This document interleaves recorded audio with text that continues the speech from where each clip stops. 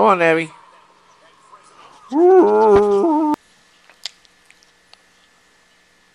She's so cute. This is the place I go to a lot. It's my friend's restaurant. Oh, I love this logo. This wall is brick, this wall is wood, this wall is straw. Who designed this? The three little pigs? It's a weird... They got this couch up here. What if I just did my act like this? Just on the couch, like, oh, so my wife says I'm lazy.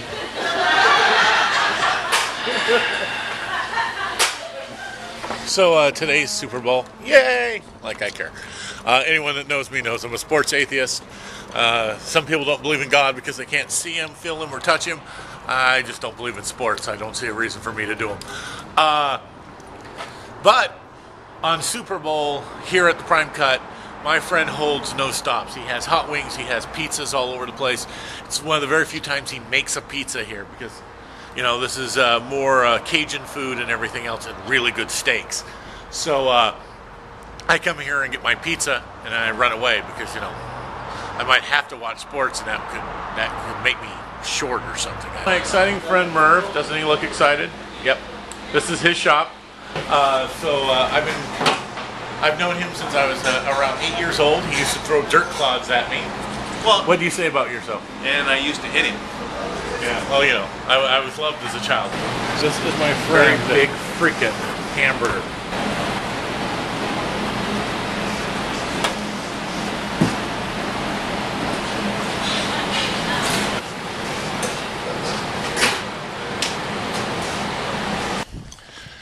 I got a call last night while I was at work about my one dog, Lucy. Basically, she's been being taken care of by a friend for the last few months because she had a really bad case of separation. Every time I'd take off to do stuff, she would freak out, pee everywhere, and my wife just was having a really hard time with that. So what we ended up doing is she was staying at my friend's house whenever I was gone for more than a day doing shows, and they had a dog, and basically my dog and their dog became really good friends to the point where they were doing better together than they were separate. So we made a decision that they would take care of her, I would visit every once in a while, and I would take care of the medical. She is an older dog, so she's been having some liver problems, and we think she's having seizures every once in a while because, in fact, she had it a couple months ago when we went and took care of it. Last night they called because you barely touched her. She would whimper. She was just in pain. She wasn't walking correctly. So I had to make a doctor's appointment today. We're going to go check on her, take her in right now. I'm really worried. We're off to go see Lucy. I basically gave a little rundown of her. Basically, Lucy is the first real pet that I've had that was mine. I had a dog named Snoopy when I was a kid, and I don't think I had her that long. She was a beagle, of course, Snoopy. But didn't get along with my father at all. In fact, whenever my dad would come near me and my brother, even looking like he was angry at us, the dog would bite him. So somehow one day the dog vanished, and I was told the dog left. Scruffy, which was my mother's dog, but he didn't really count because he was a cat, or at least that's what he thought he was. The dog would bury its poop like a cat, climbed up stuff like a cat. It looked like a dog, it barked like a dog, but we're pretty sure it was a cat. When I met my wife, she had her dog Scrunchy, and she and her family are like avid dog lovers. In fact, they don't believe you can have a life without an animal. I was exposed to the animal mentality, and I wanted a dog that was going to be mine. Eventually, it was time to look for dogs, so I decided I was going to get a Chihuahua. But I had something in my head. I wanted a Chihuahua that would sit on my shoulder. just because I thought it would be funny to have this little tiny dog sitting on this big guy. So I decided I didn't want to go buy one through a breeder, because I've talked to friends and they've all sworn that when you get a dog from the pound or the SPCA or whatever, basically a situation where the dog was thrown out for any other reason, they really truly do have this love for you because you found them and saved them. So I started going to the pound looking for a Chihuahua, and I'd say I went for at least a month before I even saw one. And the one By the way, he did I this all secretly. He never told me he was doing this. I just wanted to add that. My wife knew I was doing this. No, I didn't. You just all of a sudden came to me one day and said, you know, there's this dog that I would really like you to see at the pound. And I'm like, you went to the pound? Because I always got in trouble when I wanted to go because he was afraid I'd come home with another dog. So I was like banned from the pound. And then all of a sudden he's like, I really found this dog that I really, really love at the pound. Will you come see it? Okay, you interrupted the story. Okay, sorry. I went 2 times. I found 2 different Chihuahuas, and neither one of them fit my critique. They just weren't that excited. Finally, I went and found they had 2 Chihuahuas in at the same time. They had this tan one, and they had, I think it was a black one. And the black one was gorgeous. I really loved the color of the black one. But the temperament of the brown one, I really liked. She came up to me instantly. She just wasn't really barking. For a second. Yes, Mark, I'm at a stoplight. What can I do for you? I'm almost there. Okay, I'll be there. Bye. I'm in a car, so I can only talk during stoplights. You realize you put the phone on backwards? Oh, is that why I couldn't hear well? You had the phone backwards on your ear. Well, I was just worried about getting it done quick. Okay. Oh. Mistakes happen when you rush. Keep that in mind, people. Oh my gosh. And you say I have issues. Yeah. So I took her to see the 2 dogs because I'm not going to bring something into the family without getting permission. So I brought her over. The thing is, she didn't like the tan one because the tan one didn't like her. The tan one ran to me, played with me, everything else. The black one was attacking her, was playing with her. And she goes, well, let's get the black one. I'm like, but this is my dog. I go, you know, the whole point of this thing is so I can get an animal. And my wife's like, yeah, but you're out enough. I need a dog that likes me. Not that it cares that it's going to be my dog that's never going to play with me. She's going to play with my wife instead. That didn't matter.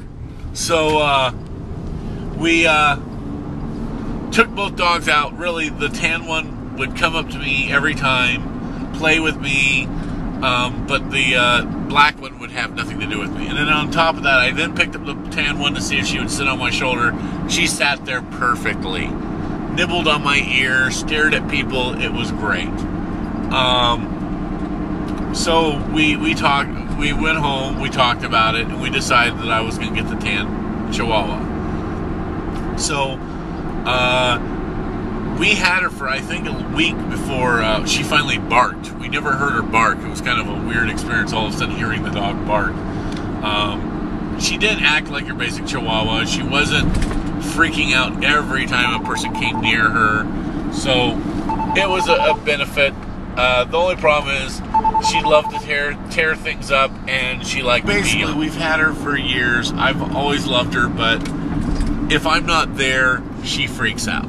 If I walk out of the house, she'll start just scratching, she'll start doing stuff, and she'll start peeing places because that's the way, whining and crying and won't shut up. Because that's her way of showing that she's not happy. For the last while, she's been staying at my friend's house whenever I went on trips, and they had a pug, and my dog and their dog just got along really well. They would chase after animals together. They're soulmates. And they were just good dogs. And The pug, Buster, was having some medical issues and not doing well. But whenever Lucy was with him, he like had a new life. So we kind of made a decision that because she was having problems at our house because of the Chiweenie, the one dog wasn't getting along with her at all, we would let her stay with them. And basically I would visit and take care of any major problems. So, and as I said earlier, we got a major problem. So this is my little baby, Lucy. She's not been feeling good, so we're here at the vet, which makes her twice as not happy.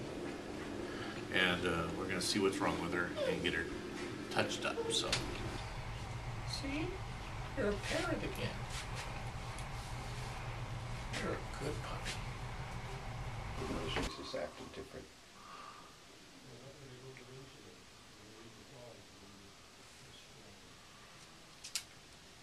Severe Oh, goodness infection, gracious. infection in her teeth. That's what's causing the sneezing, is these teeth here are going up. Didn't have a bad heart, I'd say, hey, we need to put her under and do some serious dental work, but not with a heart like that, we can't. So she needs to live on pulse treatment of antibiotics.